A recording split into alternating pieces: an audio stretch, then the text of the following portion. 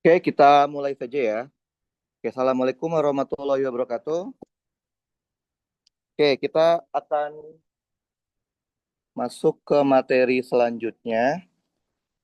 Karena kita kan udah belajar kinematika, kita akan masuk ke bab 2-nya, yaitu dinamika. Kalian di kelas dinamika kan ya materinya? Atau udah lebih? Udah lebih atau belum? Dinamika kan? Oke. Nah, kita udah pernah sedikit spill ya. Dinamika itu belajar apa? Masih ingat? Dinamika itu mirip kayak kinematika. Dia mempelajari gerak benda sama kayak kinematika, bedanya dan penyebab geraknya. Penyebab gerak itu tidak lain adalah gaya. Oke, jadi kalau di dinamika ada dua hal yang dipelajarin, yaitu gerakannya bendanya sama penyebab geraknya. Nah, karena kalian udah belajar kinematika, maka di dinamika ini fokus kita itu adalah di sini ya. Jadi fokus di dinamika kita belajar tentang gerak benda. Penyebab geraknya atau gaya. Oke, jadi kita dinamika fokusnya di gaya. Oke, kalau kita belajar gaya, kalau secara teori konsep dasarnya, gaya pasti nggak akan jauh sama yang namanya hukum Newton. Oke, hukum Newton ini kan udah familiar banget ya. Dari SMP mungkin ya udah dipelajari tentang hukum Newton. Hukum Newton ada berapa ya yang kalian tahu? Tiga. Oke, yang pertama, hukum pertama Newton. Hukum pertama Newton itu membahas mengenai apa? Yang tahu? Mengenai kelembaman. Lembam, bukan lembab tapi lembam. Oke, kalau secara matematik gimana? Kalau total gaya yang bekerja di sebuah benda atau sistem nilainya sama dengan nol, maka benda akan apa? Benda akan? Benda akan apa? Nah, itu kurang tepat. Jadi yang benar gimana? Apabila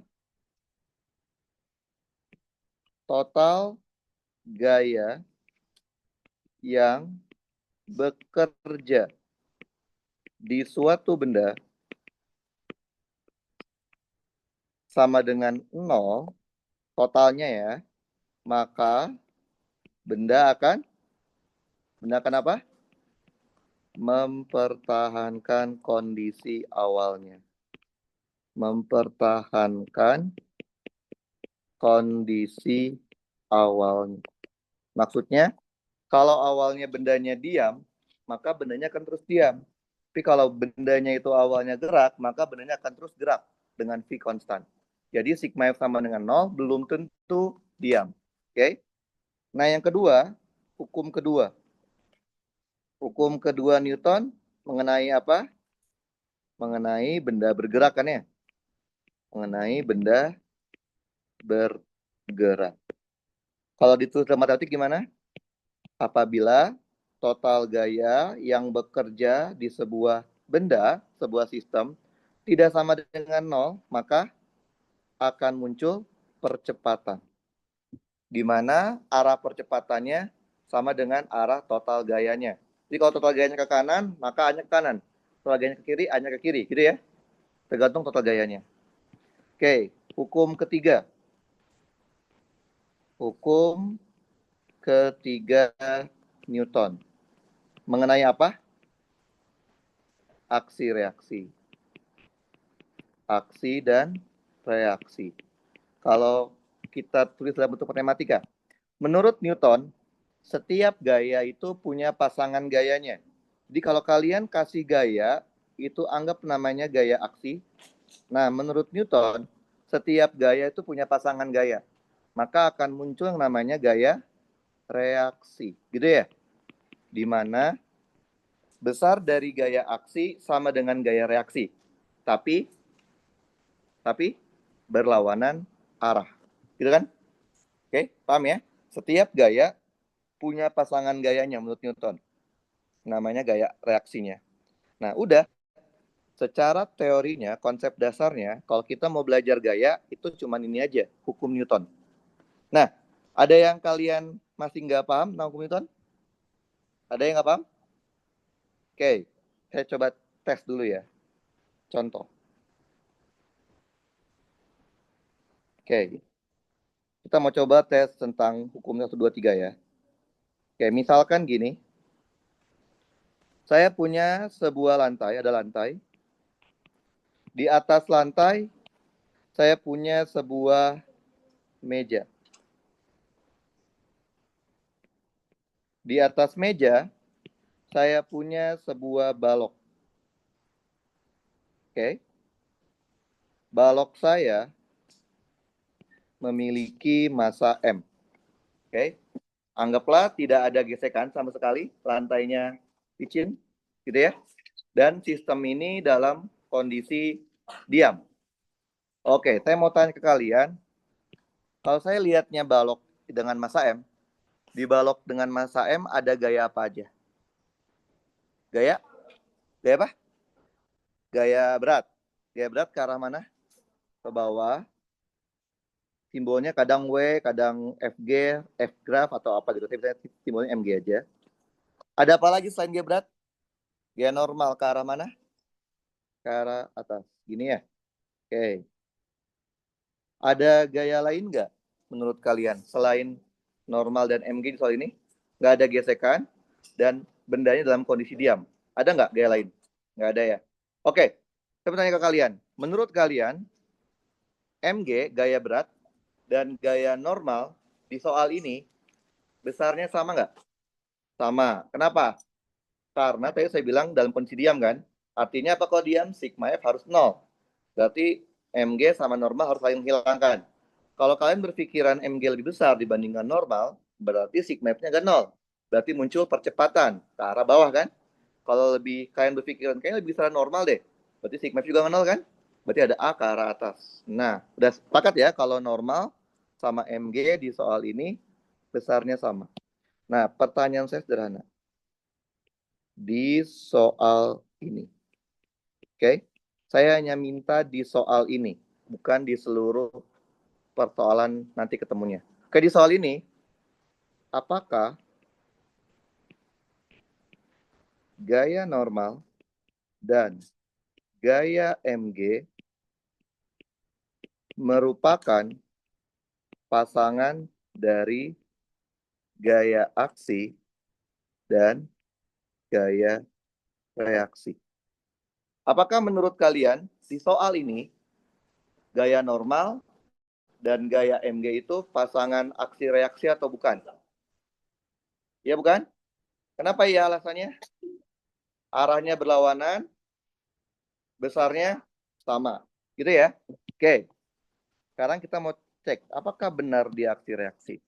Jadi di soal ini gaya normal dan gaya MG apakah di aksi reaksi? Jawabannya sudah dipastikan bukan. Dia bukan pasangan aksi reaksi. Nah, kalian tahu nggak kenapa MG dan normal di soal ini bukan aksi reaksi? Karena ada syaratnya loh. Syarat suatu gaya merupakan pasangan dari gaya aksi dan gaya reaksi. Syarat pertama, arahnya harus berlawanan. Oke, lihat di soal ini gaya MG sama normal berlawanan ya. Berarti memenuhi syarat. Memenuhi syarat. Syarat kedua, besarnya harus sama. Oke. Di soal ini MG sama normal besarnya sama nggak? Sama juga, memenuhi syarat. Nah, kebanyakan di SMA, kalian hanya diajarkan kalau aksi reaksi itu syaratnya kan? Arahnya berlawanan, besarnya sama, betul? Padahal ada syarat ketiga. Apa syaratnya tahu nggak? Harus terjadi pada dua benda yang berbeda. Jadi, tidak mungkin gaya aksi dan gaya reaksi dialami satu benda yang sama. Coba lihat. Normal sama MG di soal ini kan dialami oleh balok M. Betul nggak? Nah, itu udah pasti bukan aksi reaksi. Udah pasti. Paham? Jadi dia tidak memenuhi ketiga syarat itu. Hanya memenuhi dua. Oke? Saat ini ngerti kan? Nah, masalahnya adalah, tahu nggak masalahnya apa? Masalahnya adalah, menurut hukum ketiga Newton, setiap gaya itu punya pasangannya. Ya nggak sih? Setiap ada gaya aksi, pasti ada gaya reaksi. Kalian udah sepakat kan? Kalau MG dan normal di soal ini bukan aksi reaksi, betul? Kalau saya balik, kalau saya anggap MG itu aksi, gaya reaksinya apa? Pasti tidak dialami oleh balok, ya nggak sih? Oke, ada yang tahu? Kalau MG itu aksi, reaksinya apa? Gaya normal meja emang ke arah mana? Waduh, salah ini. Ada lagi? Apa yang menurut kalian pasangan dari MG? Kalau kita anggap MG adalah aksi, pasangannya apa? Tahu? Apa? Ah, MG? MG aksen itu dari mana? Ada tahu? Kalau MG itu aksi, reaksinya pasti tidak dialami oleh balok MG, betul ya? Terus dialami siapa? Dialami oleh bumi. Bumi itu merasa ketarik juga ke arah balok sebesar mg. Kalian tahu nggak? Gaya gravitasi itu sebenarnya adalah gaya tarik menarik. Ya, ketika balok ditarik bumi, sebenarnya bumi juga ditarik balok. Tapi kenapa sih kalian tidak melihat bumi bergetar atau bergerak ke arah balok? Karena bumi sangat besar. Sama halnya kayak misalkan kalian punya dua buah batu. Batu yang pertama segede gini, batu yang kedua segede rumah. Bayang? Dua-duanya kalian dorong pakai tenaga yang sama, gaya yang sama. Batu yang kecil didorong mungkin bisa terlihat ya, dia bergerak gitu kan ya. Tapi batu yang segede rumah kalian dorong, nggak akan kelihatan. Tapi udah dikasih gaya kan, tapi nggak ngaruh. Kayak gitu lah kira-kira. Kebayang ya? Jadi bumi juga sebenarnya ketarik ke arah balok sebesar mg-nya yang diberikan oleh balok. Tapi nggak kelihatan karena bumi sangat besar. Paham ya? Sekarang, kalau gaya normal saya anggap sebagai gaya aksi. Gaya reaksinya apa? Harus ada kan? Ya, hukum ketiga bilang setiap gaya aksi pasti ada gaya reaksi. Harus ada. Oke? Sekarang kalau normal itu aksi, reaksinya apa? Tidak tahu? Apa? Apa? Tidak tahu? Apa? Oke. Ini namanya adalah normal yang dirasakan oleh balok karena dia bersentuhan dengan meja. Maka reaksinya akan dialami oleh meja. Meja akan merasa juga ada gaya normal juga. Ini namanya gaya normal yang dirasakan oleh meja karena dia bersentuhan dengan balok. Paham? Kalian jangan baru tahu ada gaya normal ke arah bawah? Tahu kan ya? Tahu ya? Oke, jadi ini adalah pasangan aksi reaksi. Oke, ini contoh dari penerapan hukum ketiga Newton. Setiap gaya pasti punya pasangan gayanya. Tapi syaratnya 3 ya, bukan 2. Besarnya harus sama, arahnya harus berlawanan sama, terjadi pada dua benda berbeda. Tidak mungkin aksi sama reaksi dialami oleh satu benda. Oke? Kalau misalkan kayak tadi normal sama mg kan dialami oleh balok M. Besarnya sama, arahnya berlawanan. Tapi dialami satu benda kan? Itu cuman kebetulan aja. Bukan aksi reaksi pasti. Pasti bukan. Paham ya? Oke. Sampai sini ada pertanyaan? Nggak ada ya? Nah, sebenarnya udah. Kalau kalian udah paham hukum pertama, hukum kedua, hukum ketiga, sebenarnya udah cukup. Karena teorinya cuma itu aja. Masalahnya adalah kalian kadang nih masih banyak yang belum paham basic gayanya. Tapi di SMA sudah dikasih soal yang aneh-aneh. Oke, kalau basic gayanya kalian belum paham, percuma ngerjain soal yang susah, yang gampang juga pasti salah. Makanya kita akan bahas dulu basic gayanya ya. Saya akan jelaskan tentang yang namanya ini. Jenis-jenis gaya yang umum di TPB. Oke? Yang umum itu yang sering muncul ya. Bukan berarti, ya maksudnya sering muncul lah. Karena kalau saya sebutin semua gayanya nggak mungkin kan, ada banyak banget. Oke, yang sering muncul apa aja? Yang pertama, gaya berat, betul nggak sih? Atau kadang ada yang nulisnya F graph, sama aja ya, cuma tulisan doang. Oke, setiap gaya saya punya 3 pertanyaan mendasar. Pertanyaan pertama, kapan kalian tahu di soal itu ada gaya berat? Kalau? Nah, betul. Apabila massa benda diketahui di soal. Oke? Pertanyaan lagi deh. Ini lanjut ini ya. Apakah ada benda yang nggak punya massa? Ada nggak? Nggak ada. Sekecil paling kecil kan elektron. Punya massa kan? Apalagi benda yang kita bisa amati. Benar nggak sih? Itu realnya, kenyataannya. Kalau di soal ada nggak? Ada. Lihat. Meja. Meja benda bukan? Benda. Tapi di soal ini ada nggak informasi massa meja berapa? Nggak ada. Artinya kalau nanti kalian disuruh menggambar diagram gayanya meja, jangan menggambarkan MG-nya meja, karena nggak ada masanya soal ini. Paham? Oke, gitu ya.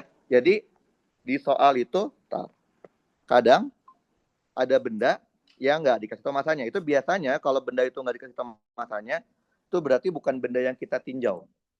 Itu biasanya benda pembantu aja.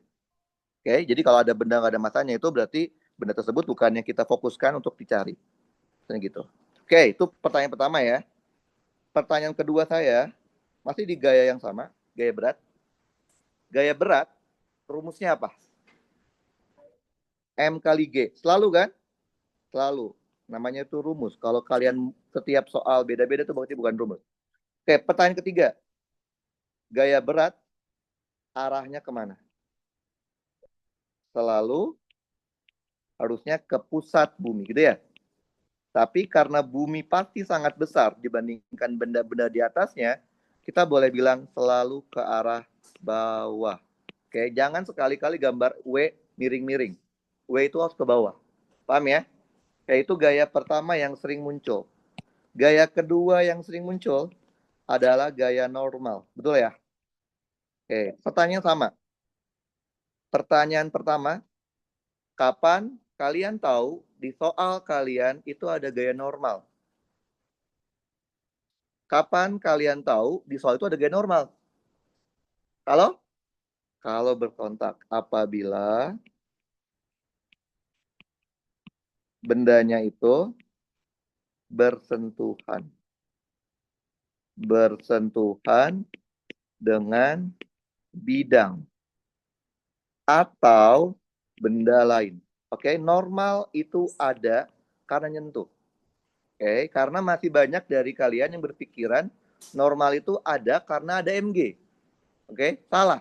Coba perhatikan. Meja punya MG nggak? Nggak punya di soal ini. Tapi dia punya normal. Ada. Paham ya? Normal bukan ada karena dia punya MG. Tapi karena dia nyentuh. Paham ya? Oke. Pertanyaan kedua. Gaya normal. Rumusnya apa? Gaya normal rumusnya apa? Apa? Gaya normal? Rumusnya? Apa? Apa? Apa rumusnya? Rumusnya? Nggak ada rumusnya, betul. Jadi kalau kalian ketemu nih di suatu soal, normalnya sama dengan MG, itu bukan rumus normal. Itu nilai normalnya di situ. Karena ntar di soal yang lain, normalnya bisa ganti lagi loh. Paham ya?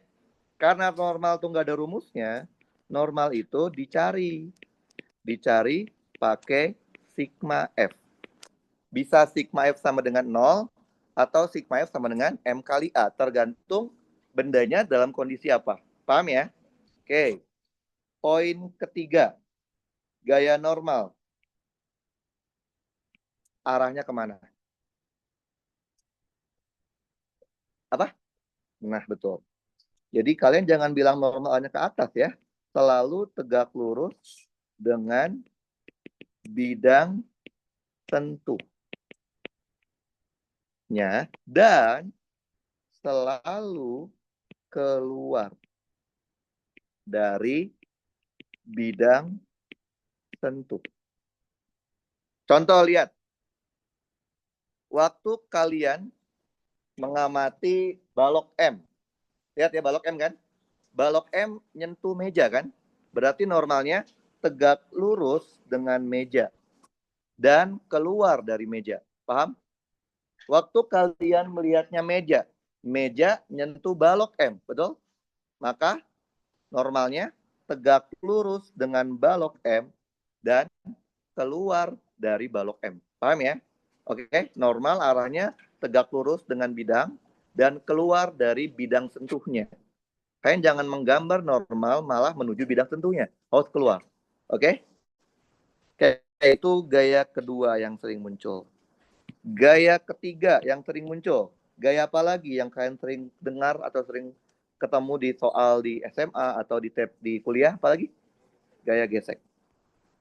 Oke, gaya gesek yang dimaksud di sini adalah gesekan dengan bidang. Oke, kita belum belajar gesekan udara untuk TPB.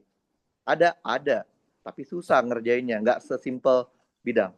Nanti akan diajarkan ya kalau udah masuk prodi ya, untuk prodi tertentu gesekan udara signifikan baru kita pelajarin. Oke, sekarang kita belajarnya gesekan dengan bidang dulu. Oke, pertanyaannya sama. Pertanyaan pertama, kapan kalian tahu di soal kalian ada gaya gesek? Kalau bidangnya, bukan bidangnya ya. Apabila bidang sentuhnya kasar. Bidang sentuhnya kasar. Gitu ya. Biasanya kadang dia bilangnya nggak kasar, dibilangnya ada informasi koefisien gitu ya. Mu-nya kan. Oke. Poin kedua, gaya gesek yang dengan bidang itu rumusnya apa sih? Apa? Mu nol. Mu kali N. Mu itu kalau nggak salah ada dua nggak sih? Ada mu kinetis, mu K, sama mu statis, betul? Kapan kalian pakainya mu kinetis? Oke, kalau mu statis, berarti ini kita bagi dua, benar nggak sih? Jadi pakai dua kondisi, yaitu kalau dalam kondisi bergerak dan kalau dalam kondisi diam, betul ya? Kalau kondisinya bergerak, gaya gesek rumusnya apa tadi? Mu K dikali normal, betul ya? Kalau kondisinya diam, gaya gesek rumusnya apa? Dikali? Itu yang salah. Tahu nggak itu salah? Jadi, gaya gesek, pada dasarnya kita tidak pernah menghitung gaya gesek pakai mu S kayak normal. Tidak pernah. Terus kalau diam gimana rumusnya? Nggak ada. Bukan nggak ada gesek, tapi nggak ada rumusnya ya. Nggak ada rumusnya. Bukan nggak ada gaya geseknya ya. Nggak ada rumus untuk ngitung gaya gesek kalau dalam keadaan diam. Terus gimana dong? Kalian cari sendiri.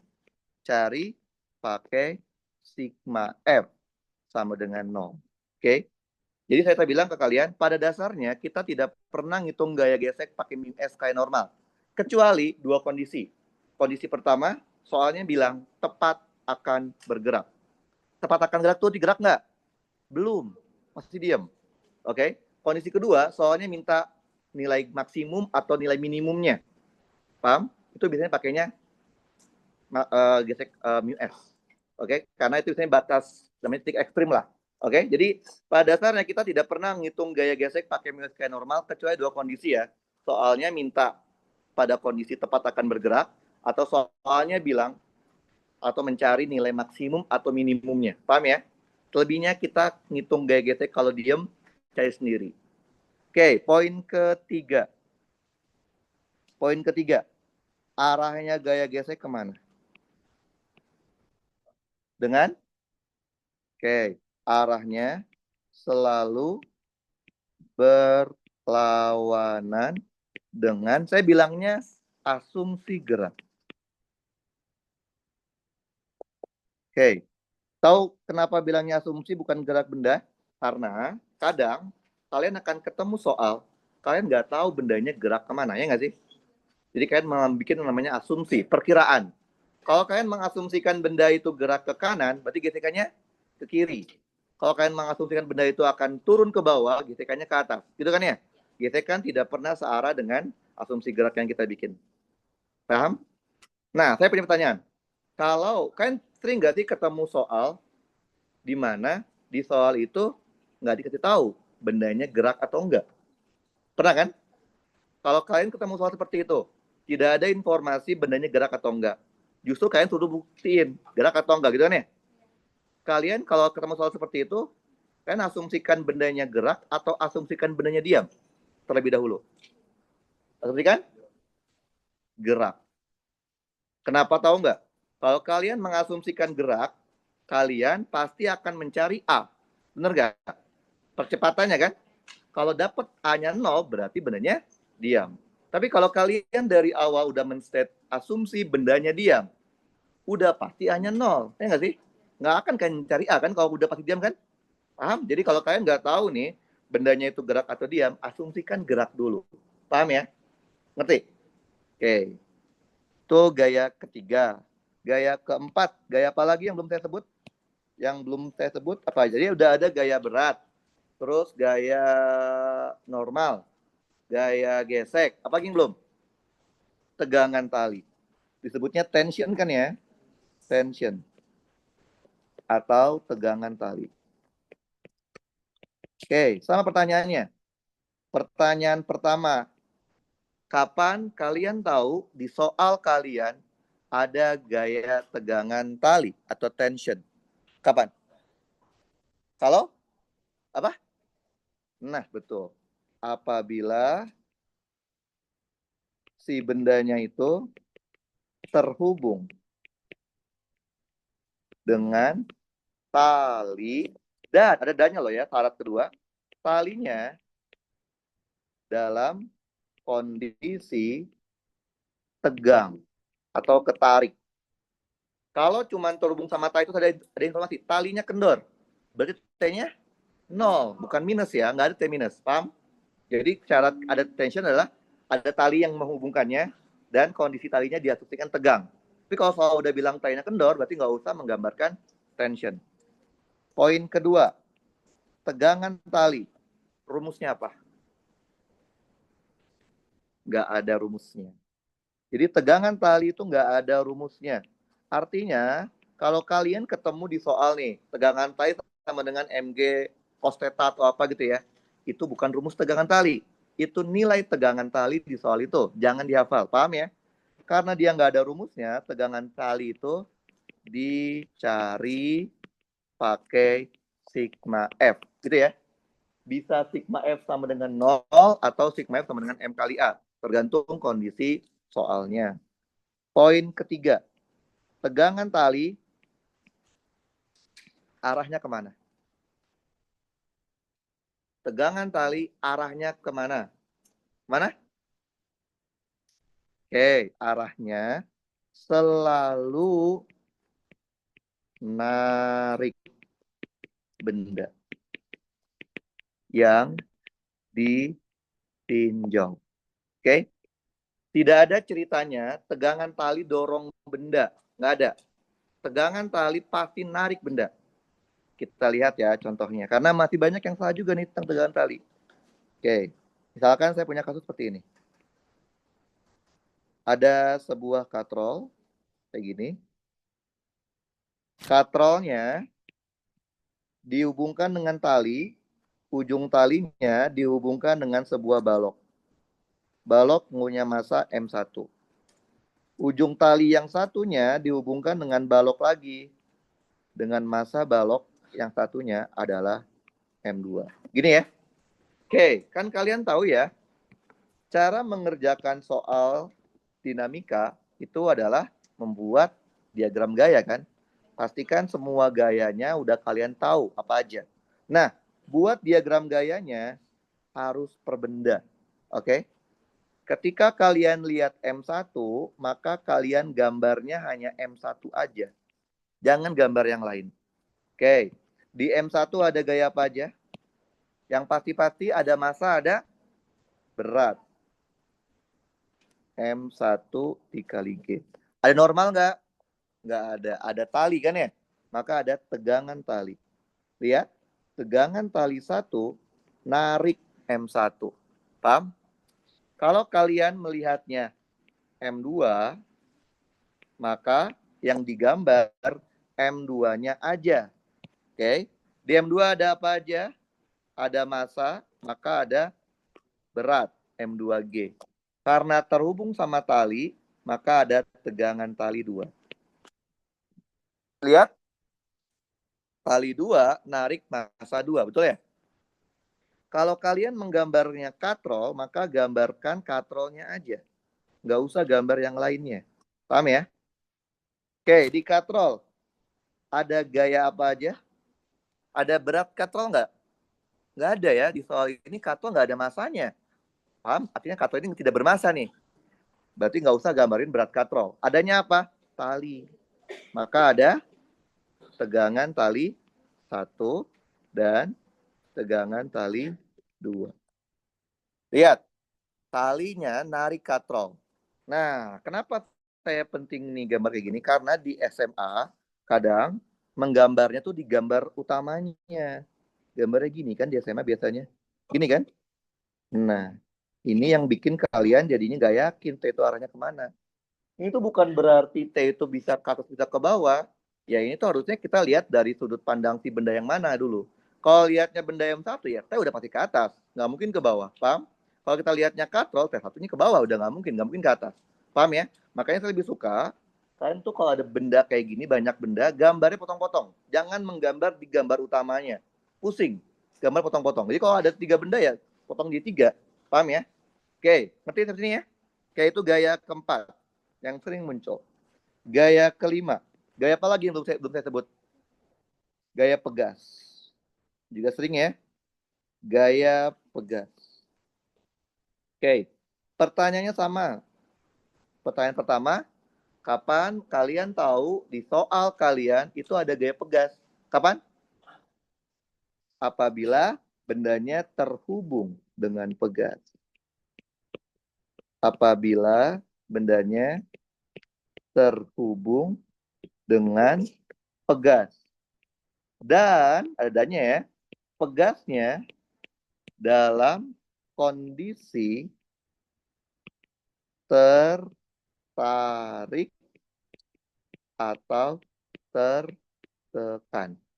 Kalau hanya dihubungkan dengan pegas, tapi pegasnya dalam kondisi timbang, nggak kenapa-napa, berarti tidak ada gaya pegas. Paham ya? Gaya pegas itu ada kalau bendanya terkoneksi dengan pegas dan pegasnya tertekan atau ketarik. Oke, poin kedua. Gaya pegas, rumusnya apa? K dikali delta X. K itu konstanta dari pegasnya, tadi dikasih tahu. Delta X itu apa? Perubahan panjang pegas. Misalkan kalian punya pegas awal 10 cm, ditarik jadi 12 cm. Itu delta X-nya 2 ya, bukan 12 cm. Paham? Oke. Poin ketiga. Gaya pegas arahnya kemana? Kemana arah gaya pegas? Selalu berlawanan dengan arah gaya yang diberikan ke pegas. Jadi kalau pegas kalian tariknya ke kanan, pasti gaya pegasnya ke kiri. Kalau pegasnya kalian tekan ke kiri, gaya pegasnya pasti ke kanan. Pegasnya kalian tarik ke bawah, gaya pegasnya pasti ke atas dan seterusnya. Paham ya? Itu gaya kelima. Gaya keenam. Gaya apa lagi yang belum saya sebut tapi sering muncul di TPB? Gaya apa? Gaya apa yang belum? Gaya sentripetal. Oke, ini sering banget kan muncul. Oke, pertanyaan pertama. Kapan kalian tahu di soal kalian itu ada gaya sentripetal? Apabila bendanya bergerak melingkar. Apabila bendanya bergerak melingkar. Tahu dari mana bergerak melingkar? Lintasannya berbentuk lingkaran atau bagian dari lingkaran. Maksudnya nggak harus satu full lingkaran ya. setengah juga bisa, seperempat juga bisa, seperlapan lingkaran bisa. Asal bagian dari lingkaran seperti gerak melingkar. Paham? Oke. Poin kedua. Gaya sentripetal, rumusnya apa? Apa rumusnya? FSP di kelas? Massa dikali ASP. M kali A-nya tapi ASP. ASP sendiri rumusnya apa? V kuadrat dibagi R. Atau bisa juga pakai omega kuadrat dikali R. Gitu ya. Poin ketiga, arahnya. FSP arahnya kemana? Sama dengan arah ASP. Arah ASP kemana? Selalu menuju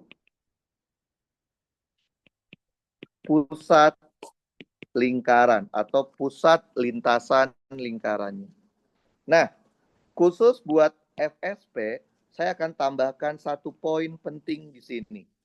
FSP itu termasuk ke dalam yang namanya gaya fiktif. Pernah dengar gaya fiktif di SMA atau di kelas? Pernah dengar? Belum? Nah, apa yang dimaksud dengan gaya fiktif di sini? Sederhananya adalah gaya yang tidak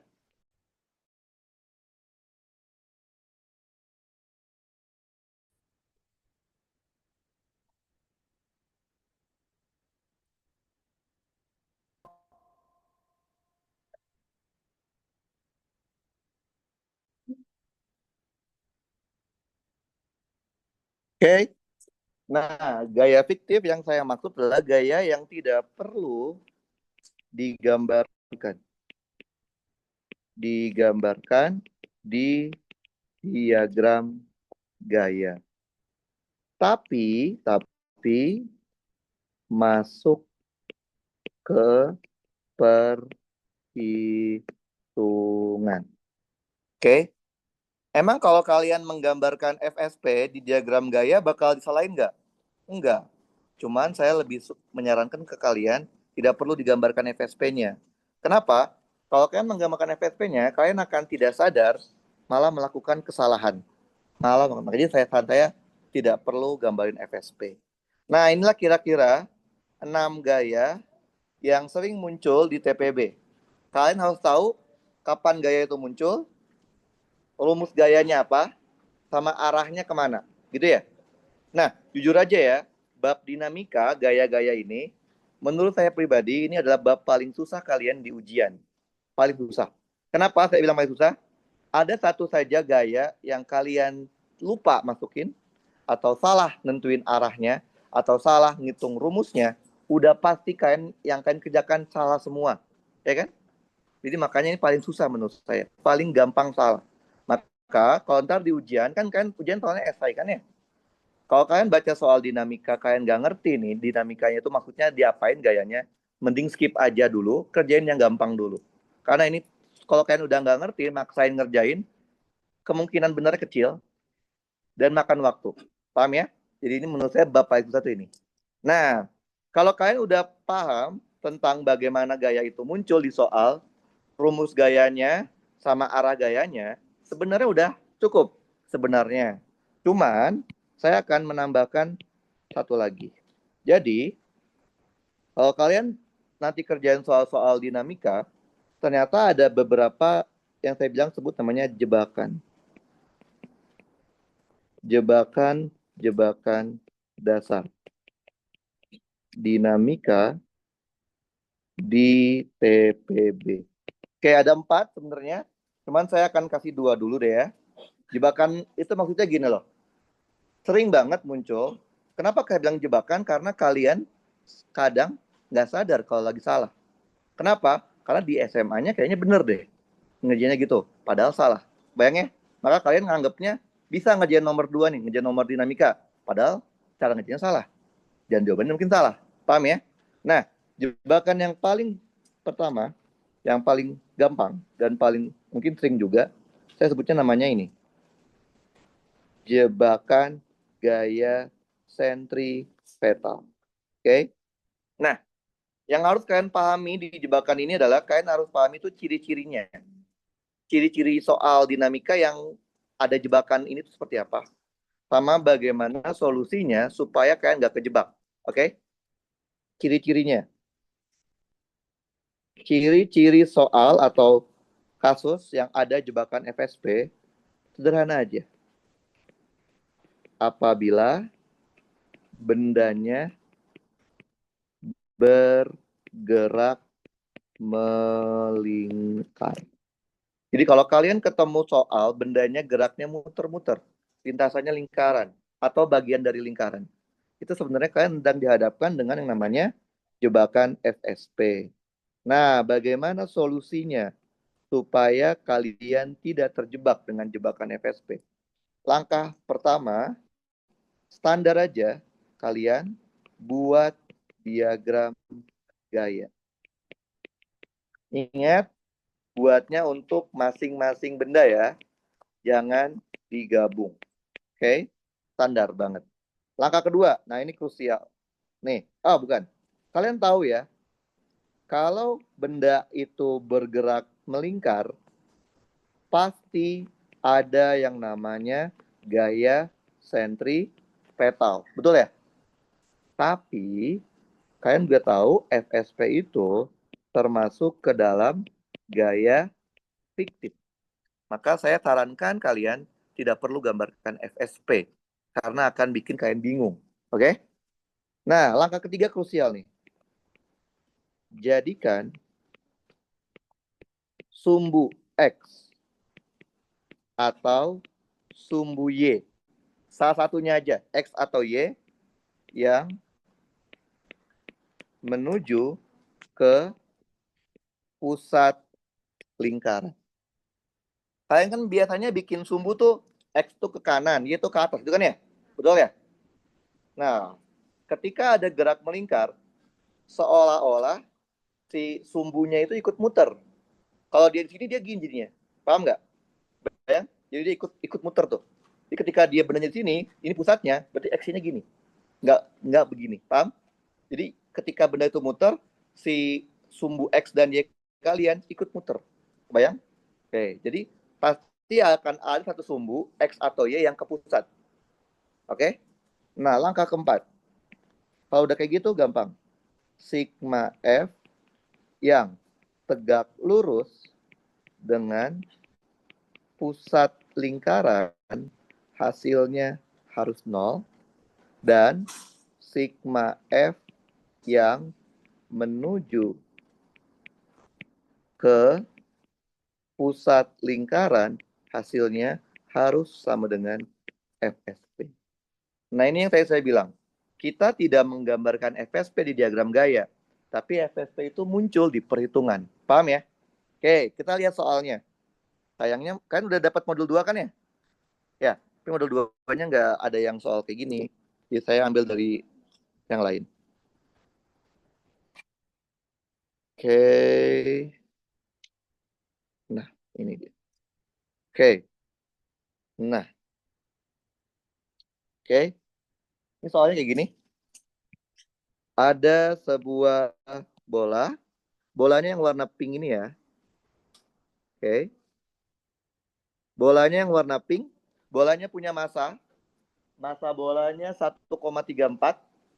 Kemudian bolanya diikatkan pada tali. Ada 2 buah tali. Tali yang atas sama tali yang bawah. Ujung talinya diikatkan ke batang. Oke, batang di sini bukan sebagai benda ya, karena dia tidak punya massa, dia cuma sebagai pembantunya. Batangnya diputar, bayang? Menyebabkan bola juga akan berputar. Anggaplah muternya seperti ini.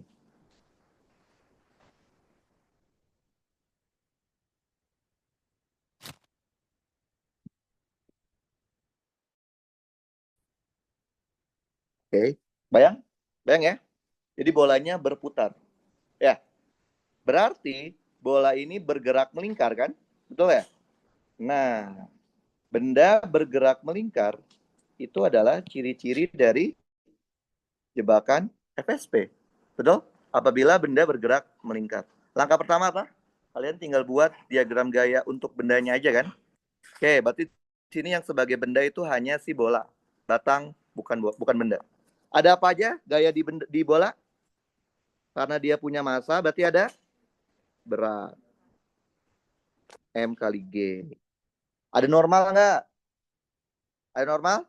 Nggak ada, karena nggak nyentuh. Ada apa lagi? Ada tali kan? Maka ada tegangan tali. Ingat, tegangan tali harus narik benda. Paham ya? Ini TA itu T atas. Ini juga ada tali juga ya.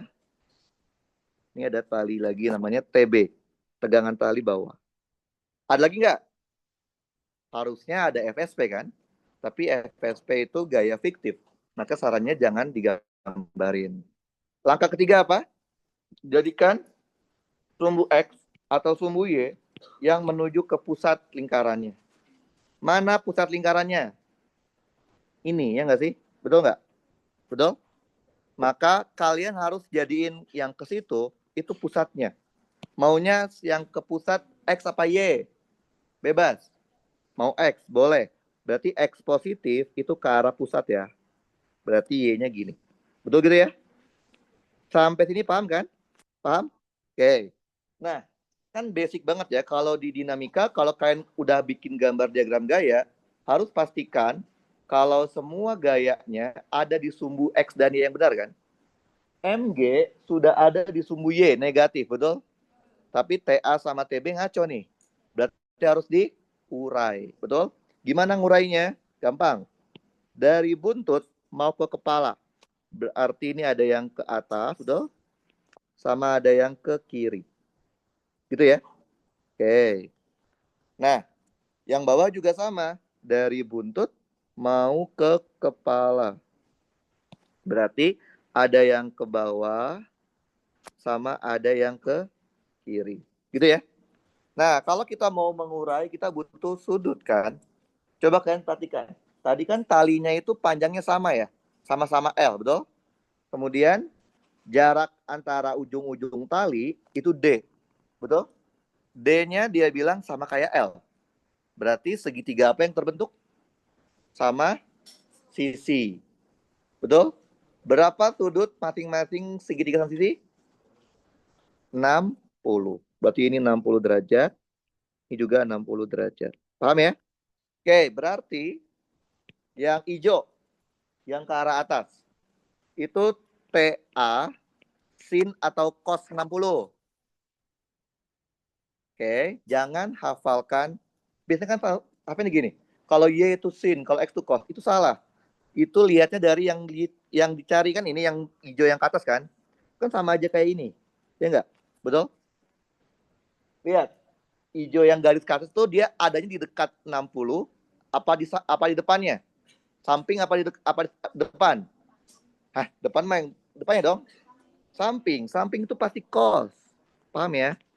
Jadi kalian jangan hafalin sumbu X pasti sin, sumbu Y pasti cos. Enggak, tergantung sudut tetanya di mana. Kalau yang dicari itu di samping sudut, pasti dia cosnya. Tapi kalau dicari di depan sudutnya, pasti dia sin. Berarti yang ini TA sin 60. Gitu ya? Oke, sekarang yang bawah. Yang ke bawah, TB sin 60 atau TB cos 60? Cos. Bisa ya? Jangan dihafal sumbunya, tapi lihat lihat dari sudutnya. Cos 60. Sin ini ya? Sorry. Oke, sin. Oke, gampang ya? Udah ya? Semua gaya yang kalian tahu di benda ini sudah sesuai dengan sumbunya. Oke, langkah selanjutnya apa? Langkah keempat kan?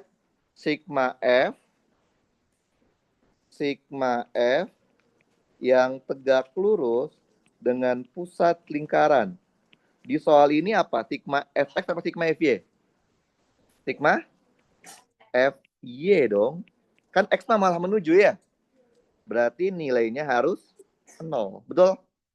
Ada apa aja di sumbu Y? Ada TA cos 60 positifnya dikurangin TB cos 60 dikurangin MG. Betul ya? TA-nya 35. Betul? 35. Cos 60 berapa? setengah, TB-nya kita nggak tahu, cos 60 setengah, M-nya 1,34, anggaplah G-nya 10. Gitu ya? Betul? Coba hitung pakai kalkulator. Berapa nilai TB-nya? Hitung coba, kalkulator. Ayo coba. Yang ada kalkulator, coba dihitung. Biar hasilnya benar. Berapa? Berapa? Hah? Berapa? 8,2 Newton. Lihat, ternyata ini adalah jawaban dari soal A. Padahal saya sebenarnya awalnya nggak mau nyari A, karena itu emang udah langkahnya kan. Tapi ternyata itu jawaban A. Ya udah. Terus B, gaya total. Gaya total itu apa sih? Sigma kan? Dia minta sigma F-nya. Nah, lihat. Sigma F-nya udah pasti 0 kan? Berarti tinggal yang sigma Fx-nya. Jadi apa? Sigma F yang menuju ke pusat lingkaran. Dalam hal ini apa? Sigma Fx. Nilainya harus sama dengan FSP. Betul? Nah, yang B itu mintanya sigma Fx-nya. Berarti sigma Fx-nya, coba kalian perhatikan. Ada gaya apa aja yang arahnya ke sumbu X. Berarti sumbu X positif kita ke kiri ya, bukan ke kanan ya, karena kita kan harus ada yang ke pusat kan. Ada apa aja? TA sin 60 sama TB sin 60. Jadi kan ya? Oke, dua-duanya positif ya, karena dia menuju pusat. Berarti ini TA sin 60 ditambah TB sin 60. Tadi TA-nya berapa? 35 ya. Sin 60 setengah akar 3. TB-nya 8,2. Sin 60 setengah akar 3. Coba dihitung. Berapa hasilnya pakai kalkulator? Hitung. Kalkulator kawan. Berapa dapatnya? Berapa? Kenapa nggak pakai kalkulator sih? Kan gue pakai kalkulator kan? Ntar. Coba dikeluarin kalkulatornya. Biar. Nah, karena ntar ujian kemungkinan boleh pakai kalkulator, maka harus pastikan kalian menguasai kalkulator kalian. Oke? Jangan pakai kalkulator teman. Bisa aja ntar kalau kalkulator kalian bisa beda ya, karena kan nggak tahu ya beda sama-sama. Dapatnya berapa? Jadi harus kuasain kalkulator kalian. Kalkulator kalian tuh pada dasarnya yang canggih-canggih kan, yang bisa solve, yang bisa lain-lainnya. Berapa dapatnya? 37,41 ya, Newton. Udah, ini jawaban B. Total gaya. Karena total gaya sumbu Y-nya 0. Tinggal bersisa total gaya harus sumbu X. Yang C. C minta apa? Laju. Laju tuh V, ya nggak sih? Oke, kalian kan tahu kalau total gaya arah sumbu X-nya harus sama dengan FSP, betul ya? Tadi kita tahu, ini 37,41. FSP rumusnya M V kuadrat dibagi R. Masanya kan tahu ya, masanya 1,34 kg, betul? V-nya yang kita mau cari. Nah, R itu apa tadi R? Jari-jari lintasan. Berarti berapa jari-jarinya? Jari-jari itu ini kan ya? Dari sini sampai sini, bener nggak? Berapa jari-jarinya dari gambar? L sin 60. Itu kan ya? Bener nggak? Betul? Atau boleh pakai Pitagoras kan? L kuadrat dikurangin setengah D kuadrat ya? Betul?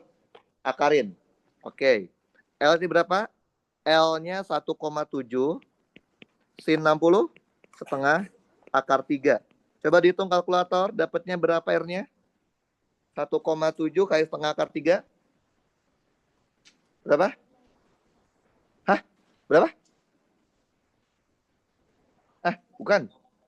1,47. Nah, lo kan bisa kok bisa salah sih? Meter ya? Oke, masukin ke sini. 1,47 meter. Tinggal masukin kan? 37,41 masanya 1,34, V-nya nggak tahu, R-nya 1,47. Kalkulator coba hitung berapa V-nya? Berapa hitung kalkulator V-nya?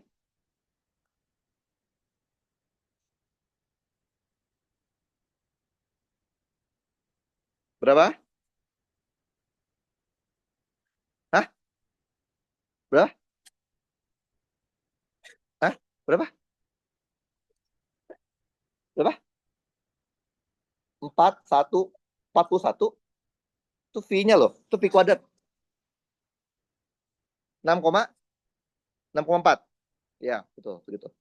Ini kayaknya belum dikuadratin deh. 6,4. Satuannya V apa? Meter per sekon. Gampang kan? D.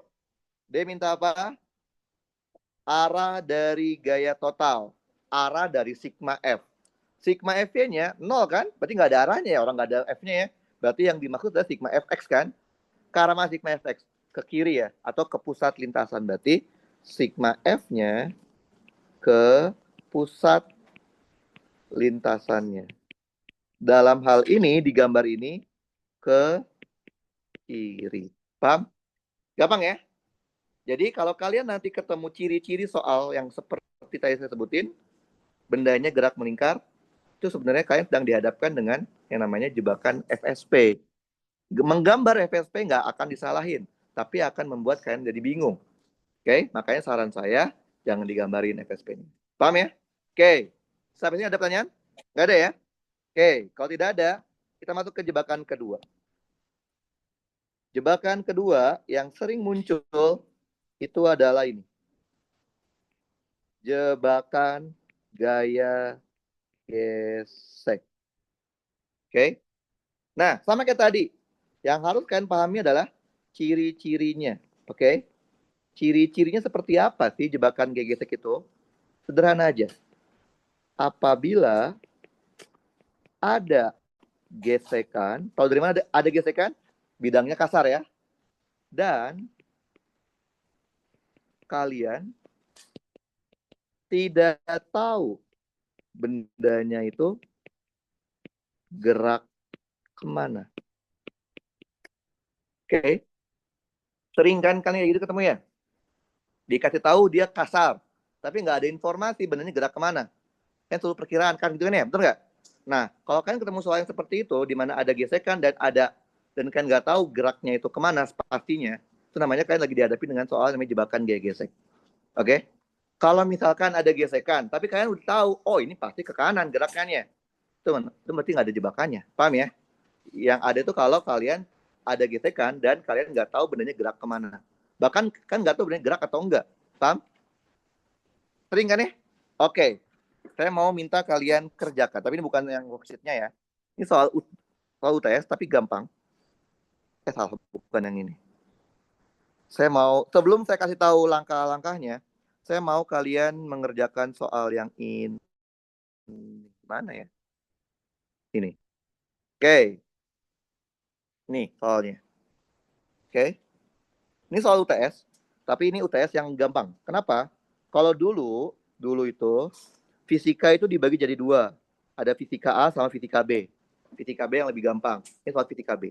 Oke? Kalau kalian SPTM, fisika A semua. Fisika B itu STTH, SF, SAPPK, tapi FTMD ikut. FTMD fisika B dulu. Oke? Coba dikerjain 10 menit. Saya mau minta kalian kerjakan sampai dapat hasilnya. Mintanya apa? Dia minta besar dan arah percepatan buku. Oke? Sebelum saya kasih tahu langkahnya, saya mau minta kalian kerjain pakai cara yang kalian tahu di SMA. Oke?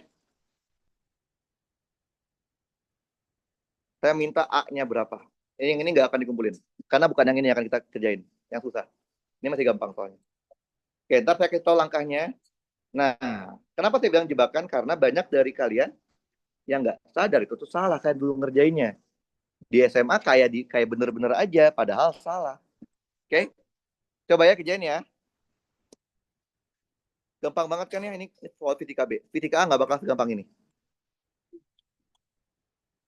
Nanti kita kasih lihat soal fisika A ya.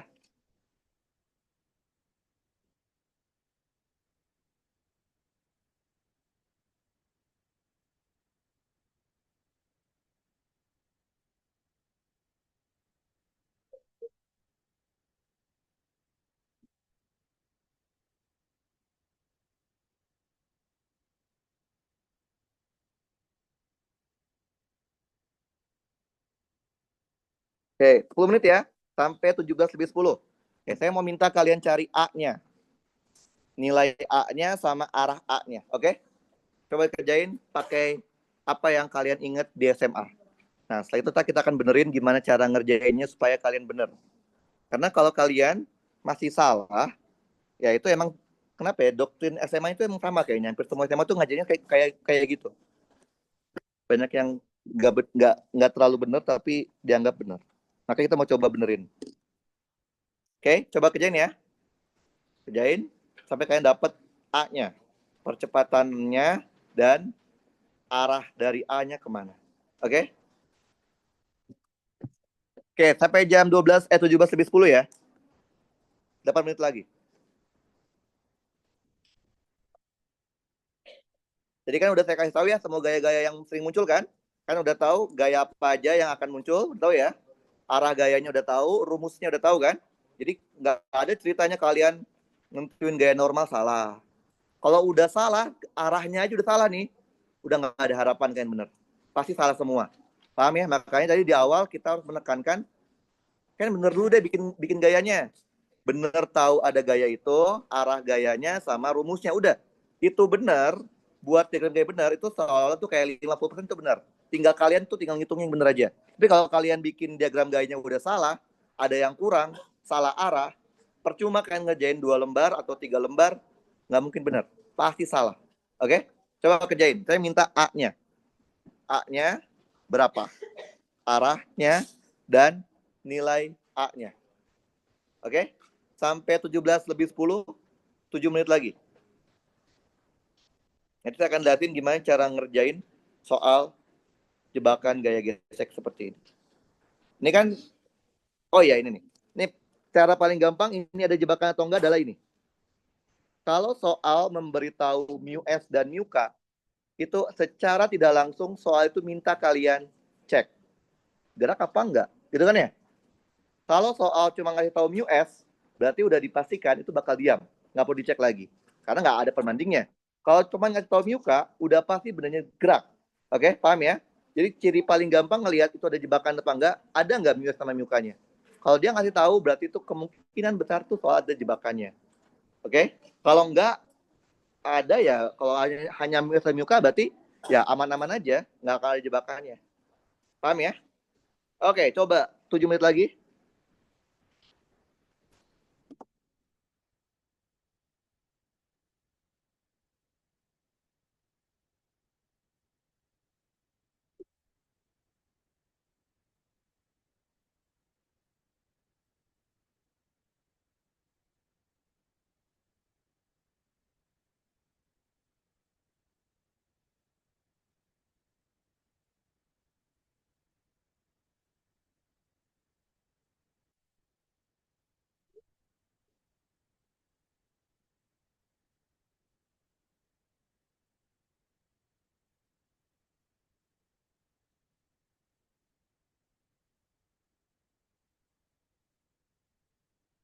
Oke, kalau yang udah kasih tahu saya A-nya dapatnya berapa ya?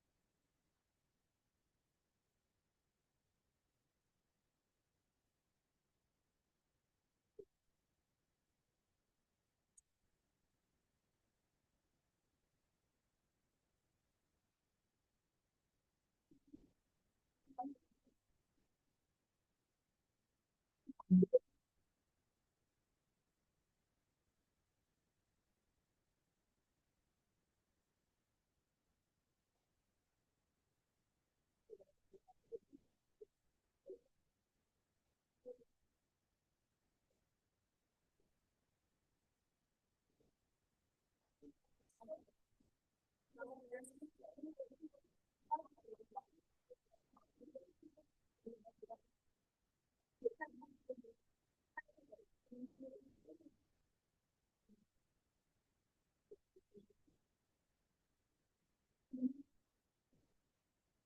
4 menit lagi ya. Oke, ada yang udah dapat nilai A-nya berapa?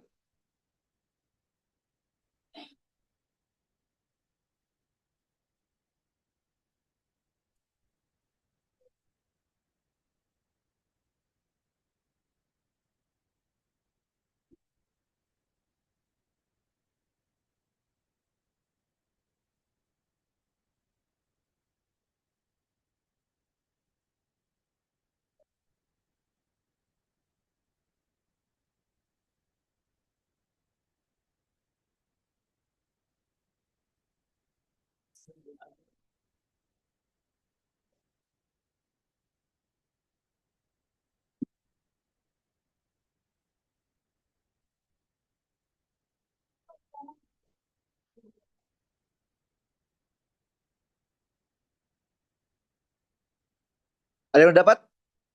Ada yang dapat? A-nya berapa? Berapa? Berapa? Nggak apa-apa. Berapa A-nya? Berapa? 27,3. Ke arah mana? Atas bawah? Atas. Ada yang lain? Bawah. Bawah atas bawah? Bawah atas? Yang lain ada? Serius? Nggak ada yang dapat lagi? Yang lain? Atas bawah? Lah, gimana? Kan yang ngitung kalian. Yang lain ada? Yang lain?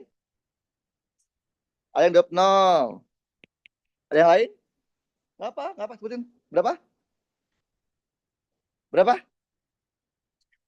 Masih ada 2 menit lagi. Berapa dapatnya kalian? 13,3. Ke arah mana? Atas. Yang ini tadi ke arah mana? 27, bawah. Oke. Nah, kan? Coba lihat ya. Dari satu soal ini ada banyak yang ngitung, ada yang ke atas, ada yang ke bawah, ada yang diam. Padahal soalnya kan satu ya, masa jawabannya 3. Aneh kan? Nah, sekarang saya akan kasih tahu bagaimana caranya kalian mengerjakan soal seperti ini dengan betul. Nah, ini solusinya. Jadi kalau kalian ketemu soal seperti tadi, di mana ada gaya gesek tapi nggak tahu bendanya gerak kemana, langkah pertama adalah kalian buat yang namanya asumsi geraknya. Oke? Jadi saya bilang apa kalian? Kalau kalian nggak tahu benda itu gerak atau diam, asumsikan gerak. Oke? Coba kan maunya geraknya kemana? Atas bawah. Nggak mungkin kan kiri kan? Atas. Oke, ini terserah kalian. Kan asumsi bisa salah ya. Nggak apa-apa kan? Oke, jadi ini Y ya. Berarti ini X-nya. Gitu ya. Oke, langkah pertama beres. Langkah kedua, standar aja. Buat diagram gaya untuk masing-masing benda. Jangan digabung, oke? Ada gaya apa saja di sini? Ada massa, pasti ada berat. Ada apa lagi? Nyentuh tembok, berarti ada normalnya kemana? Ke kanan. Oke. Ada apa lagi? Karena dia bilang apa si temboknya kasar kan ya? Ada mu-nya kan? Berarti ada GGC kan? Ke mana GGC-nya? Kalau asumsi geraknya ke atas, gesekannya ke bawah. Itu kan tergantung asumsi kalian. Kalau kalian bilangnya kayaknya ke bawah deh, berarti gesekannya ke atas. Makanya saya bilang tadi asumsi dulu bikin. Paham ya? Berarti gesekannya ke bawah karena asumsi saya ke atas tadi. Gitu ya? Udah paham ya? Ada lagi nggak? Ada lagi? Nggak ada ya? Nggak ada ya? Oke. Setelah itu apa? Kalian pastikan semua gaya yang ada di soal ini sudah sesuai dengan sumbunya. Normal udah sesuai dengan sumbu Y, X ya. MG di sumbu minus Y, betul? F gas di sumbu minus Y. Tapi F ngaco kan? Berarti kalau ngaco diapain? Urai. Gimana ngurainya? Dari buntut mau ke kepala. berarti ke atas sama ke sini. Betul ya? Betul? Yang ke atas, F sin atau F cos? F cos. Ingat, jangan hafalin sumbunya, tapi lihat yang dicari itu ada di dekat sudut tetanya apa di depan teta, oke? Yang ini F sin. Gitu ya, betul? Nah, langkah kedua, langkah ketiga ini langkah yang krusial. Kenapa? Di SMA hampir tidak pernah kalian dikasih harus langkah ketiga. Langkah ketiga adalah kalian harus cek dulu bendanya itu gerak atau tidak. Oke? Gimana ngeceknya? Yang A. Pertama, kalian hitung terlebih dahulu yang namanya gaya gesek maksimum. Apa rumusnya gaya gesek maksimum? Mu S dikali normal. Ingat kan saya bilangnya? Pada dasarnya kita tidak pernah ngitung gaya gesek pakai mu S kali normal. Kecuali dua kondisi. Kondisi pertama, soalnya minta dalam kondisi tepat akan bergerak. Kondisi kedua, ada kata-kata maksimum atau minimum gitu ya. Oke. Nah, berarti kalau kita mau ngitung F gas max harus tahu normalnya kan? Oke. Karena kita asumsi geraknya ke atas, berarti tidak mungkin dia gerak ke sumbu X kan? Berarti apa? Sigma Fx-nya sama dengan 0, betul? Ada apa aja di sumbu X? Ada gaya apa aja? Gaya normal dikurangin gaya F sin 30, betul ya? Berarti normalnya sama dengan F-nya 10. Berapa sin 30? Setengah. Berapa normalnya? 5. Oke. Jadi minusnya berapa? 0,6, 0,8 ya? 0,8 dikali 5 Newton. Berapa itu? 4 Newton. Oke? Langkah pertama. Langkah kedua, kalian hitung yang namanya total gaya pembuat gerak. Oke? Apa itu total gaya pembuat gerak? Itu adalah semua gaya pada sumbu geraknya kecuali gaya gesek. Karena kalian mengasumsikan dia geraknya ke Y, ke atas kan? Ada gaya apa saja di sumbu Y kecuali gaya gesek. Ada gaya apa aja? F cos 30 dikurang MG, benar nggak? Berarti di soal ini sigma F yang bikin gerak atau pembuat geraknya itu adalah F cos 30 dikurangin MG. Tadi F-nya 10 ya. Cos 30 setengah akar 3. Tadi M-nya berapa M-nya? 0,5. G-nya pakai 10 aja deh ya. 5. Kalkulator itu kalkulator dapatnya berapa? Berapa dapatnya? 5 akar 3 dikurangin 5. Berapa dapatnya? Kalkulator? Kalkulator? Berapa? 5 akar 3 dikurang 5. Berapa? 5. 3,66. Oke, itu langkah B-nya. Langkah C, kalian bandingkan. Apa yang dibandingkan? Yang dibandingkan itu adalah sigma F pembuat gerak. Kalian mutlakin. Kenapa kalian mutlakin? Kalau nanti kalian dapat sigma pembuat geraknya minus, itu artinya asumsi gerak kalian salah. Benerin, paham ya? Makanya saya mutlakin, paham? Dibandingkan dengan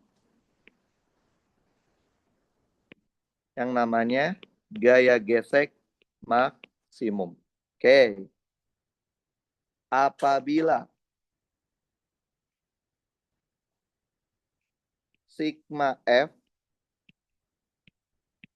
pembuat geraknya, kalau kalian mutlakin lebih besar daripada gaya gesek maksimum.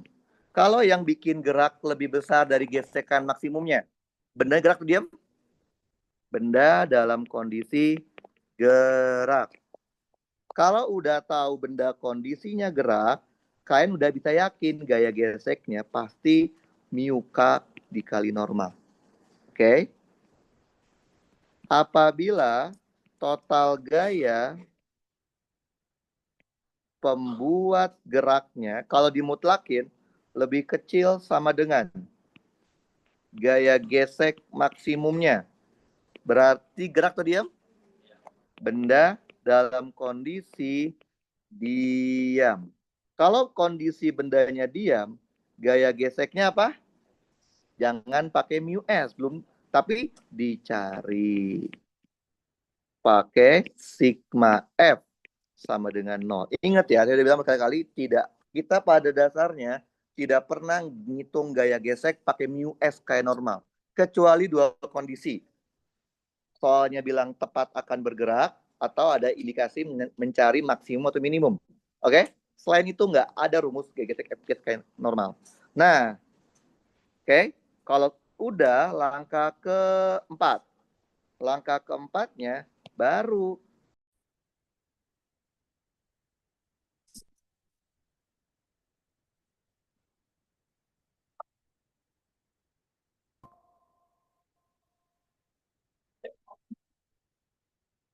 nggak mau. Nah, ini dia. Oke. Sip. Oke. Nah, kalau udah langkah keempat, baru yang namanya kerjakan. Oke. Nah, di SMA seringnya tidak diajarkan langkah ketiga. Kalian buat asumsi gerak, bikin gaya, langsung kerjakan. Gitu kan ya? Banyak gitu kan? Nah, jadi kalian tahu langkahnya itu ada cek dulu kalau kalian gaya. Nah, kan coba kita lihat ya di soal ini ya.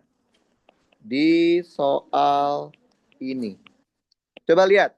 Tadi gaya gesek maksimumnya berapa? F gas maxnya berapa? 4 Newton. Pembuat gerak di soal ini berapa?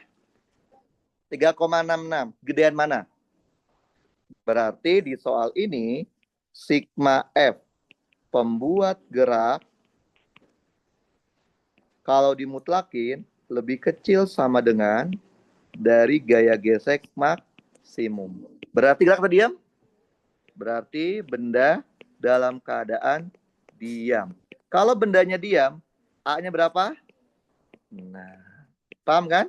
Jadi soal UTS itu kadang menjebak kalian. Ini jelas-jelas minta A kan? Padahal nggak ada A-nya. Ngerti? Nah, kan pernah nggak dulu di SMA diajarin kayak gini? Kalau kalian dapat A-nya misalkan -3, itu artinya apa? Arahnya berlawanan gitu ya? Besarnya 3 kan? Itu yang salah. Oke, itu hanya berlaku kalau tidak ada gesekan. Kalau ada gesekan, kalau dapat A-nya minus, itu artinya kalian salah arah. Dan salah nentuin hitung A-nya. Terus gimana? Hitung ulang harusnya. Tapi, kalau kalian ngikutin langkah yang saya kasih nih, kalian tuh tahu langkah kalian salah asumsi itu di langkah ketiga. Ketika pembuat geraknya minus. Tinggal kalian ganti saja sumbu geraknya jadi ke bawah, dan gesekannya diganti ke atas. Udah nggak ada yang dihitung ulang. Paham? Ngerti? Dan ketika kalian hitung, pasti jawaban A-nya bukan +3. Bayang nggak? Kan dulu di SMA kan duduknya gitu kan. Kalau A-nya minus tinggal dibalik aja arahnya. Angkanya sama gitu kan. Itu benar kalau nggak ada gesekan. Kalau ada gesekan nggak bisa.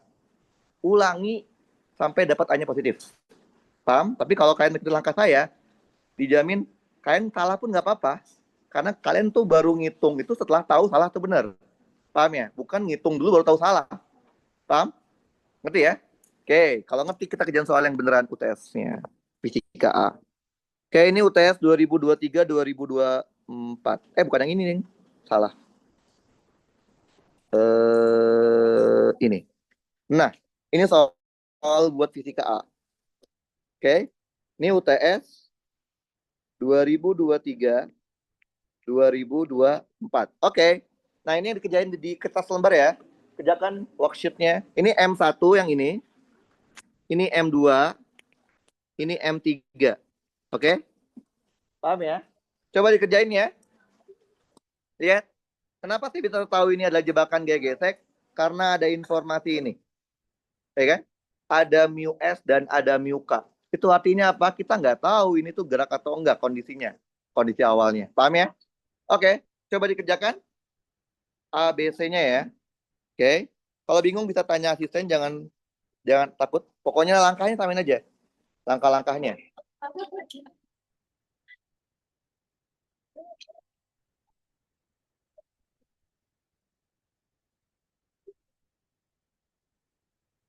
Oke, jadi ini soal 2 tahun lalu ya. Ya kira-kira dinamika ya seperti seperti kayak gini lah, tipenya ya.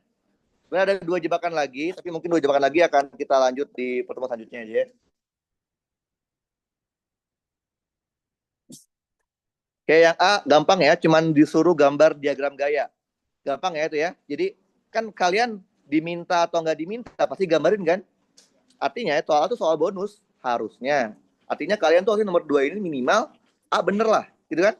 Karena A mau diminta atau nggak diminta pasti gambar. Nggak mungkin kalian bisa menghitung kalau nggak ada gambar diagram gayanya. Oke? M3 yang paling bawah, M2 tengah-tengah, M1 yang miring. Oke? M3, masa 3. Kan M-nya ada 3 ya. M1, M2, M3, tapi M1 belum tahu. Ya? Iya.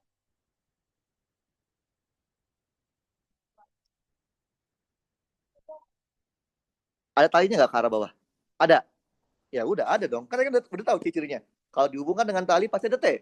Ingat, T area selalu narik benda. Nggak pernah ada ceritanya tegangan tali dorong bendanya. Pasti narik benda. Paham? Ingat gambarnya jangan di soal ini ya. Potong-potong ya. M1 aja, M2 aja, M3 aja. Paham ya? Jangan ngegambar di soal ini. Karena di SMA kan biasanya aja digambar di soalnya langsung kan. Boleh, boleh boleh sebenarnya, cuman akan bingung kalian kalau gambar soal tuh di soalnya langsung. Kalau ada banyak gaya kayak gini, lebih enak kalian potong-potong. Oke?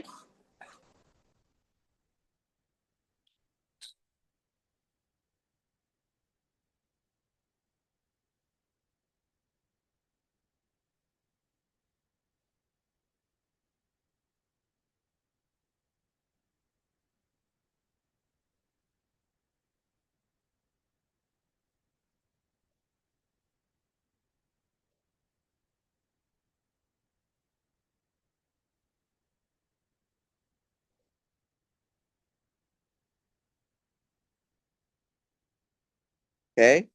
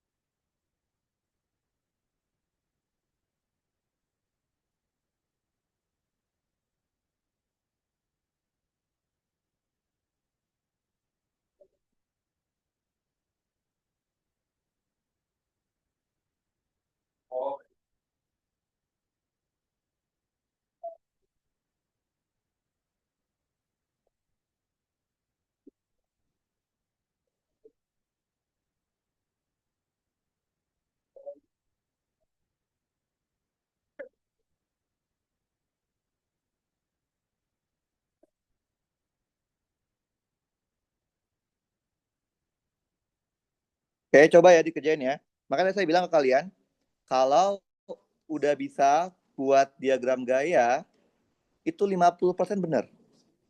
Karena kalau kalian diagram gayanya udah salah, salah satu aja gayanya, salah kurang satu, mau kalian ngejain ini sebanyak apapun pasti salah. Makanya itu penting banget. Diagram gaya itu penting banget.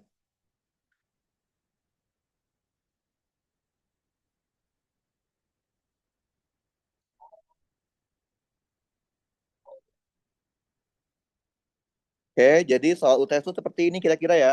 Tapi nggak semua soal dinamika itu ada jebakannya.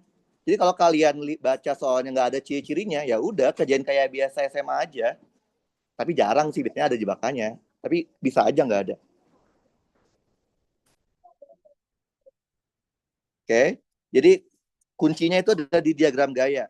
Diagram gaya kalian benar itu setengah langkah lagi tinggal benerin. Tapi kalau kalian diagram gayanya udah salah, hampir nggak ada harapan sih. Udah pasti ke bawahnya salah semua. Jadi makanya tadi kita di awal tuh benar-benar menekankan kalian harus tahu gayanya itu munculnya karena apa, rumus gayanya apa, sama arah gayanya kemana. Karena kalau itu aja kalian salah, percuma. Pasti ke bawahnya salah.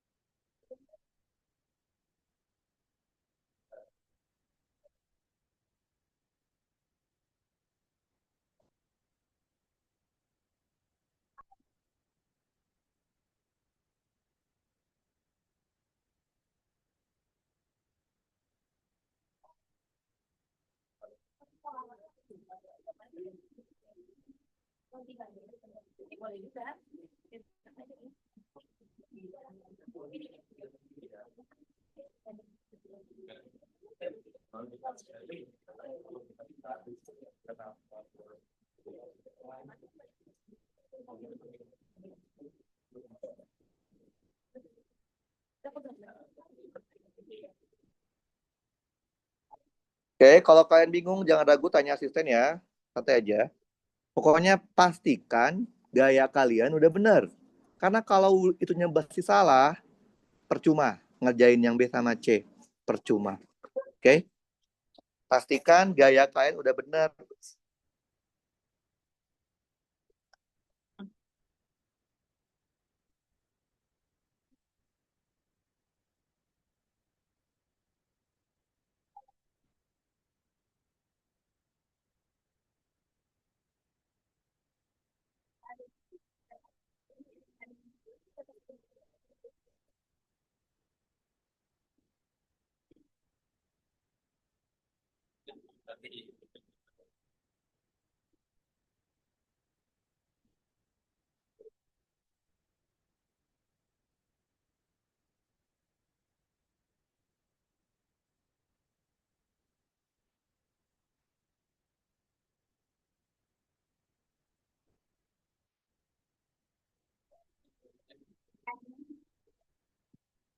Oke, jadi pastikan dulu gaya kalian bener ya. Dulu.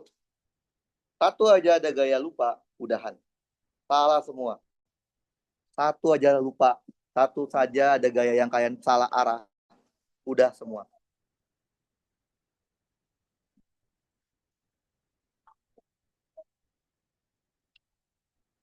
Oke. Saya sudah kasih tahu sarannya. Jangan gambar di soal aslinya, tapi dipotong-potong ya. M1 aja, M2 aja, M3 aja. Oke? Jangan digambar di soal aslinya. Bakal bingungin kalian kalau gambar soal asli.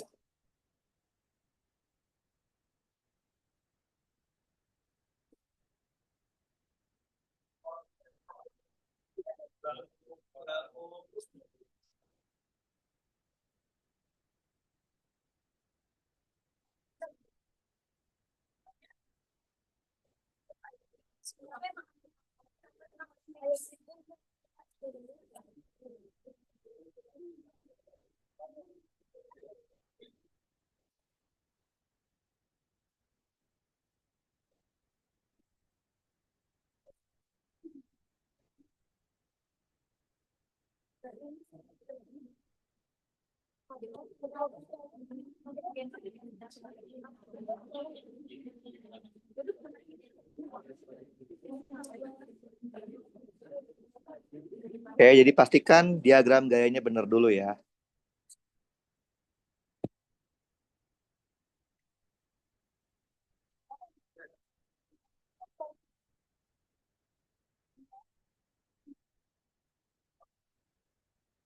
Jadi kalau yang tadi di awal tuh soal fisika A, fisika B ini fisika A nih. Fisika A jauh lebih sulit.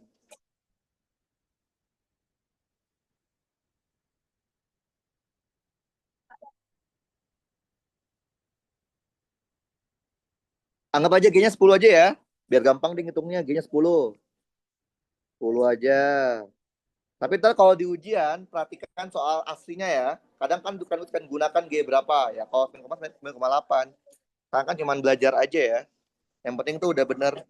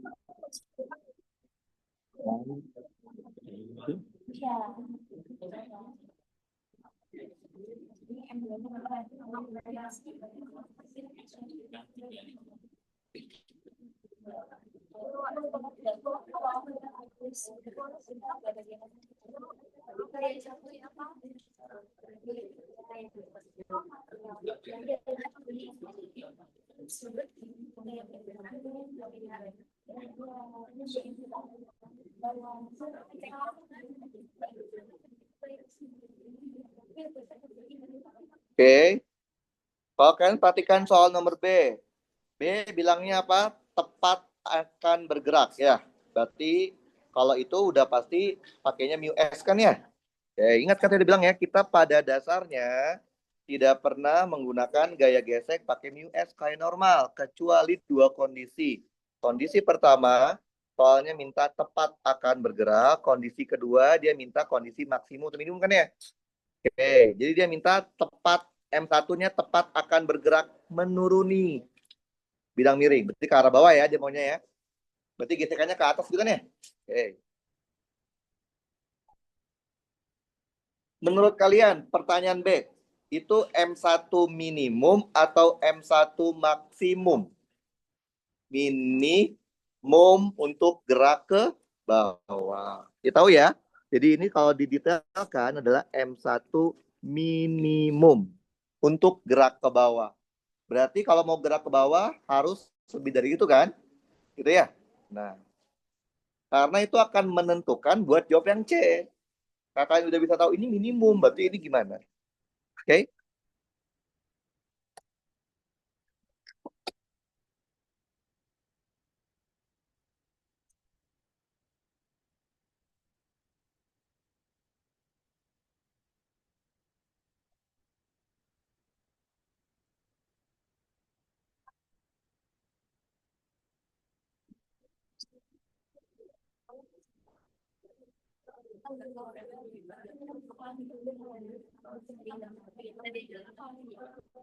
Dari soal supaya dia tepat akan sudah karena kalau misal dua tiga kilo sebenarnya bisa lunas dia harus bawa itu masih dari sana kalau dia sudah ke bawah kita aktif dari sana itu ada caranya karena dia tepat tempat gerak berarti dia masih di masih udah nih sambil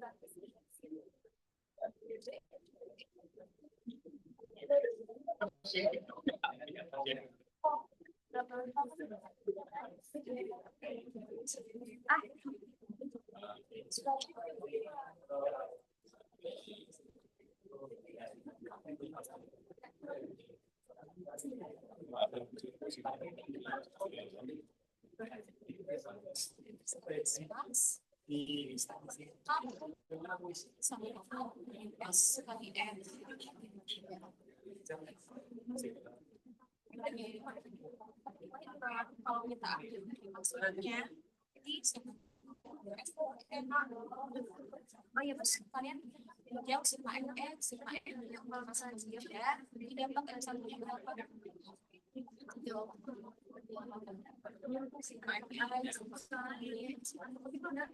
Oke, satu lagi kalau bisa saya mengurai bendanya itu mulai dari yang paling sederhana gayanya. Oke. Yang mana dulu? Yang sederhana. M3, baru M2, baru M1. Karena M1 kan ribet ya gayanya, ada banyak kan? Paling dikit kan M3 kan? Nah, dari situ mulainya. Jangan langsung M1 dikerjain dulu. Ribet itu, kan daftar langsung menyerah duluan kalau lihatnya udah ribet. Jadi mulai dari sederhana dulu, baru masuk ke yang susah. Triknya seperti itu. Kita pasti ketemu sendiri kok jawabannya.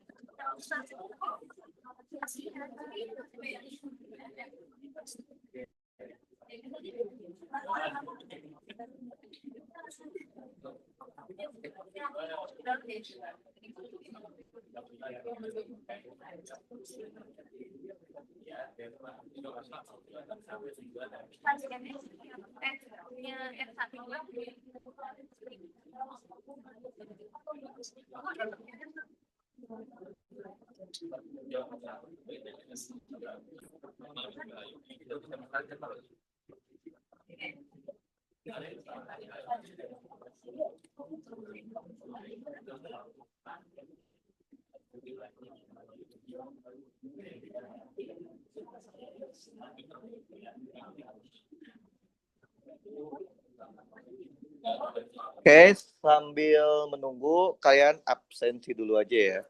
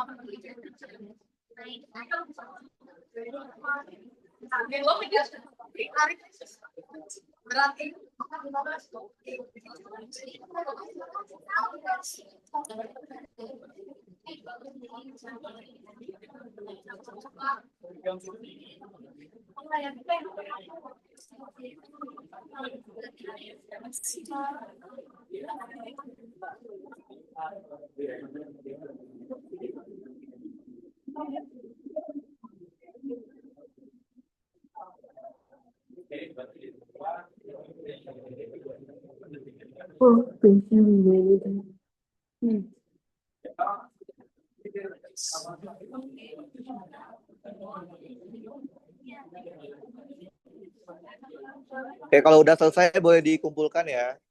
Udah selesai, kita boleh pulang.